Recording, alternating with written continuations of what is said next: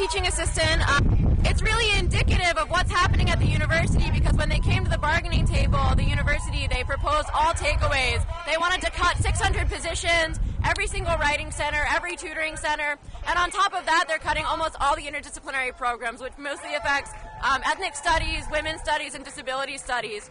So for grad students who are precarious, like people with children, international students, and grad students who are working class, are really facing an impossible time. Join the strike! Join the strike! Join the strike! Hey!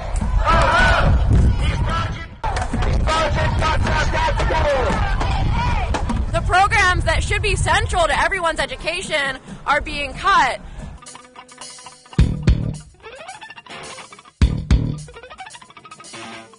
Crank the music up.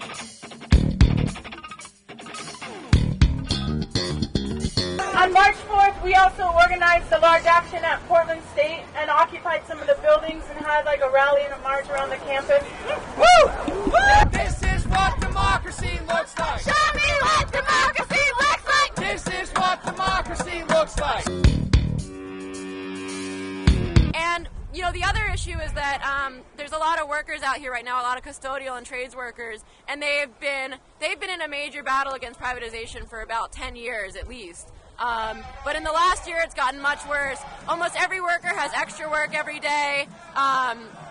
The cleaning spaces have doubled from 35,000 square feet to 65 to 85,000 square feet.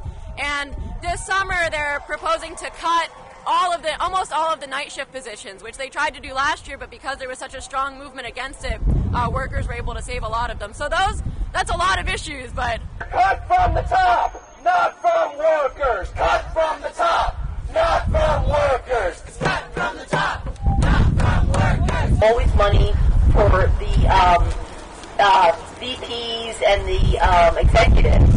But there's no money for patients and there's no money for students. And I think that we need to turn things around. Yeah. That the priority should be education and health care and not how big the university's portfolio is.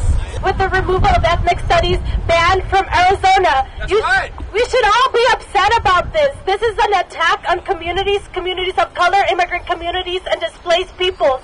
Also, the immigrant struggle is linked with the budget cut struggle because it's going to be undocumented youth, people of color, women, queer folk that are going to be targeted and kept out of this Ivy League university.